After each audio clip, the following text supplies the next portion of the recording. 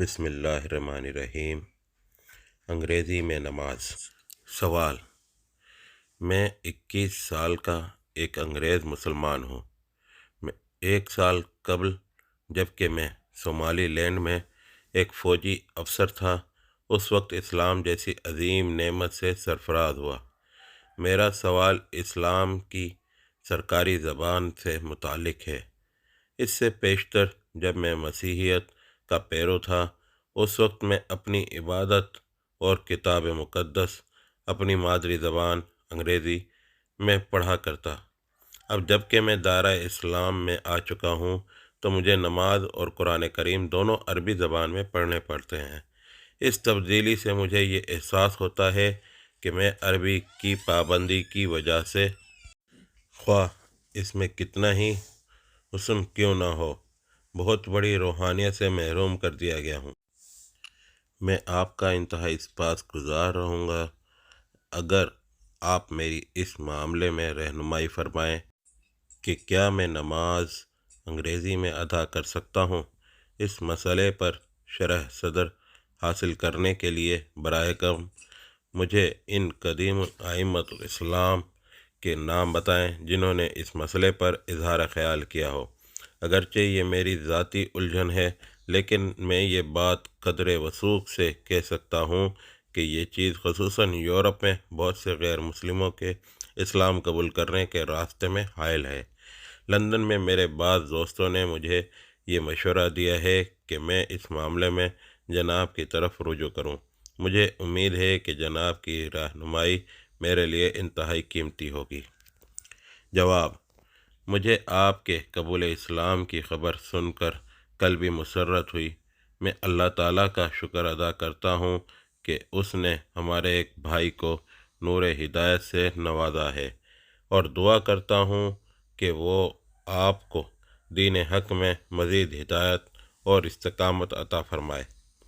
آپ کو دین کے احکام اور مسائل سمجھنے میں مدد دینے کی خدمت جس حد تک بھی انجام دے سکتا ہوں، اس کے لیے ہر وقت بخوشی حاضر ہوں۔ آپ جب چاہیں میری خدمت سے فائدہ اٹھا سکتے ہیں۔ نماز کی زبان کے بارے میں آپ نے جو سوال کیا ہے، اس کا جواب یہ ہے کہ نماز صرف عربی زبان ہی میں ادا کی جا سکتی ہے، کیونکہ نماز کا سب سے اہم جز قرآن کی تلاوت ہے جو عربی زبان میں نازل ہوا ہے، اور اس کا ترجمہ خواہ کتنا ہی صحیح ہو، بہرحال قرآن نہیں ہے، نہ اس پر کلام اللہ کا اطلاق ہو سکتا ہے۔ دوسری جو چیز نماز میں پڑھی جاتی ہے وہ سب نبی صلی اللہ علیہ وسلم نے مقرر کی ہیں، اور جن الفاظ میں حضرت صلی اللہ علیہ وسلم نے ان کی تعلیم دی ہے، انہی میں ان کو پڑھنا چاہیے۔ دوسری زبان کے الفاظ اول تو ان کے صحیح معنی ادا نہیں کرتے، اور کسی حد تک وہ ادا کریں بھی تو بہرحال وہ پیغمبر صلی اللہ علیہ وسلم کے بتائے ہوئے الفاظ کے قائم مقام نہیں ہو سکتے۔ یہی وجہ ہے کہ شروع سے آج تک کے تمام فقہائے اسلام اس بات پر متفق ہیں کہ نماز عربی زبان ہی میں ادا کی جانی چاہیے۔ نہ قرآن کے اصل الفاظ کی جگہ ان کا ترجمہ پڑھا جا سکتا ہے، اور نہ نبی صلی اللہ علیہ وسلم کے بتائے ہوئے الفاظ کو دوسرے الفاظ سے بدلا جا سکتا ہے۔ البتہ اس امر میں اختلاف ہے کہ جو غیر عرب انسان نیا مسلمان ہو اور فوراً ہی عربی زبان میں قرآن اور دوسرے اذکار صلوات پڑھنے کے قابل نہ ہو سکے، وہ کیا کرے؟ امام ابو یوسف رحمۃ اللہ علیہ اور امام محمد رحمۃ اللہ علیہ، امام ابو حنیفہ رحمۃ اللہ علیہ کے 2 فاضل شاگردوں کی رائے یہ ہے کہ ایسا شخص اپنی زبان میں ترجمہ پڑھ سکتا ہے، مگر اسے جلدی سے جلدی کوشش کرنی چاہیے کہ عربی زبان میں نماز پڑھنے کے قابل ہو جائے۔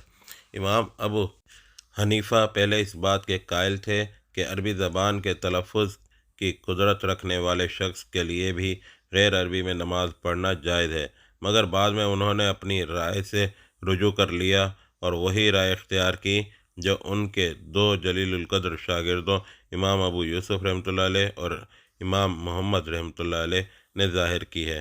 لیکن امام شافعی رحمۃ اللہ علیہ کی رائے یہ ہے کہ نماز کسی حال میں بھی عربی کے سوا دوسری زبان میں ادا نہیں کی جا سکتی۔ جو شخص عربی تلفظ پر قادر نہ ہو وہ نماز میں سبحان اللہ اور الحمدللہ جیسے مختصر الفاظ پڑھتا رہے اور اس امر کی کوشش کرے کہ جلدی سے جلدی عربی میں نماز ادا کرنے کی قدرت اسے حاصل ہو جائے۔ ایک ایسی زبان میں نماز پڑھنا جس کو آدمی نہ سمجھتا ہو اور جن کے صرف الفاظ ہی وہ زبان سے ادا کر رہا ہو بظاہر عجیب معلوم ہوتا ہے اور سرسری نگاہ میں آدمی اس کو کچھ غیر فطری اور سا محسوس کرتا ہے، لیکن آپ ذرا گہری نگاہ سے دیکھیں تو اس کی عظیم مصلحتیں آپ کے سامنے واضح ہو جائیں گی۔ ایک مذہب کے اپنی اصلی شکل اور روح کے ساتھ برقرار رہنے کا انحصار زیادہ تر اس بات پر ہے کہ اس کی تعلیم اپنے اصل الفاظ میں محفوظ رہے۔ ایک زبان کا ترجمہ دوسری زبان میں کبھی اصل کا قائم مقام نہیں ہو سکتا، نہ اصل کی پوری روح اور اس کی کامل معنویت دوسری زبان میں منتقل کی جا سکتی ہے۔ ترجمہ ہر شخص اپنی فہم کے مطابق کرے گا اور دو مترجموں کے ترجمے کبھی متفق نہ ہو سکیں گے۔ یہ معاملہ تو انسانی تصنیفوں کے ترجمے میں ہم آئے دن دیکھتے ہیں۔ اب یہ کیسے ممکن ہے کہ خدا کے کلام اور پیغمبرانہ الفاظ کو پوری روح اور معنویت کے ساتھ دوسری زبان میں منتقل کیا جا سکے اور یہ کہا جا سکے کہ یہ ترجمہ اصل کا قائم مقام ہے؟ دنیا کے مذاہب کو بگاڑنے میں ایک بہت بڑا دخل اس چیز کا ہے کہ ان کی ساری بنیادی کتابیں اپنی اصل زبان میں محفوظ نہیں رہیں اور ان کے پیرووں کا سارا انحصار مختلف زبانوں کے مختلف ترجموں پر ہو گیا، جن میں باہم کوئی موافقت نہیں ہے اور جن کے اندر آئے دن ترمیمیں ہوتی رہتی ہیں۔ مسلمانوں کی یہ بڑی خوش قسمتی ہے کہ ان کے مذہب کا مدار جس کتاب پر ہے اور جس پیغمبر کی ہدایات پر ہے وہ کتاب بھی اپنی اصل زبان میں موجود ہے اور اس پیغمبر کی تعلیمات بھی اسی زبان میں محفوظ ہیں جس میں وہ دی گئی تھیں۔ اب یہ ہماری طرف سے بڑی نادانی ہوگی کہ ہم اس نعمت کی قدر نہ کریں اور اپنے مذہب کا مدار بھی ترجموں ہی پر رکھنے کا دروازہ کھول دیں۔ سب سے بڑی طاقت جو ہمیں قرآن اور تعلیم پیغمبر سے وابستہ رکھتی ہے یہی نماز ہے، جسے ہم روزانہ 5 وقت پڑھتے ہیں۔ اس کی زبان بدل دینے کے بعد مشکل ہی سے اپنے دین کی اصل سرچشموں سے ہمارا رشتہ قائم رہ سکے گا۔ ایک مذہب کو محفوظ رکھنے کے لیے یہ چیز بھی نہایت ضروری ہے کہ اس کی عبادات اپنی اصل شکل پر قائم رہیں اور لوگ ان کے اندر اپنے حسب منشا رد و بدل کر لینے میں آزاد نہ ہوں۔ مذہب کا سب سے اہم حصہ اس کی عبادات ہوتی ہیں، انہی کی اتباع اور احترام اور التزام سے بقیہ تعلیمات دین کو قوت نافذہ حاصل ہوتی ہے اور خود ان عبادات کو جو چیز پیروان مذہب کے لیے مقدس و محترم اور واجب الاتباع بناتی ہے وہ یہ یقین ہے کہ ان کا ہر جز اور ہر لفظ اس اقدار اعلیٰ کا مقرر کردہ ہے جس پر وہ ایمان لائے ہیں۔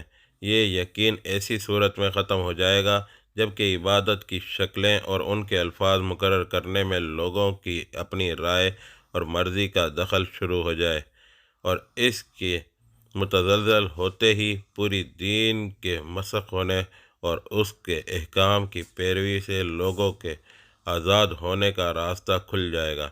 تیسری اہم بات یہ ہے کہ تمام دنیا میں ہر قوم اور ہر ملک کے لیے اور ہر زبان بولنے والوں کے لیے اذان اور نماز کی ایک ہی زبان ہونا وہ عظیم الشان قوت رابطہ ہے جو دنیا بھر کے مسلمانوں کو ایک ملت اور عالمگیر برادری بناتی ہے۔ آپ خواہ اس کرۂ زمین کے کسی کوشے میں چلے جائیں، اذان کی آواز سنتے ہی محسوس کر لیں گے کہ یہاں آپ کی ملت کا کوئی شخص یا گروہ ہے اور وہ نماز کے لیے بلا رہا ہے۔ نماز کے لیے آپ جہاں بھی جائیں گے وہی ایک جانی پہچانی آواز سنیں گے، خواہ آپ لندن میں ہوں یا نائجیریا میں یا انڈونیشیا میں۔ اپنے ساتھی مسلمانوں کی زبان کا ایک لفظ بھی چاہے آپ نہ جانتے ہوں، مگر نماز میں نہ آپ ان کے لیے اجنبی ہوں گے نہ وہ آپ کے لیے۔ اس کے بجائے اگر نماز ہر ایک اپنی مادری زبان میں پڑھنے لگے اور اذان بھی ہر جگہ مقامی زبان میں ہی دی جانے لگے تو یہ عالمگیر برادری بے شمار چھوٹے چھوٹے ٹکڑوں میں تقسیم ہو جائے گی۔ بر اعظم ہندو پاکستان میں 300 سے زائد زبانیں ہیں۔ صرف اسی سرزمین میں ایک مسلم ملت کے اتنے ہی ٹکڑے ہو جائیں گے جتنی یہاں زبانیں ہیں، اور ایک مسلمان اپنے علاقے سے باہر نکل کر نہ اذان کو پہچان سکے گا، نہ دوسرے مسلمانوں کے ساتھ مل کر نماز پڑھ سکے گا۔ یہی کیفیت دنیا کے دوسرے خطوں میں پیش آئے گی، اور پھر حج کے موقع پر تو شاید منارہ بابل کی سی حالت رونما ہو۔ یہ دراصل مسلمانوں میں اسی نیشنلائزیشن آف دا چرچ کی ابتدا ہوگی جس میں مسیحی دنیا مبتلا ہو کر نبرد آزما قومیتوں میں بٹ گئی ہے۔ کیا آپ کو اس نعمت کا احساس نہیں ہے کہ قوم پرستی، نسل پرستی، رنگ پرستی اور زبان پرستی سے پارا پارا ہو جانے والی انسانیت کے لیے اسلام نے عالمگیر وحدت کا یہ کتنا بڑا ذریعہ پیدا کیا ہے، جو دنیا بھر کے لیے عربی اذان، عربی نماز، عربی کلمہ اور عربی زبان کی چند معروف اور مشترک مذہبی اصطلاحات کی شکل میں آپ کو نظر آ رہا ہے۔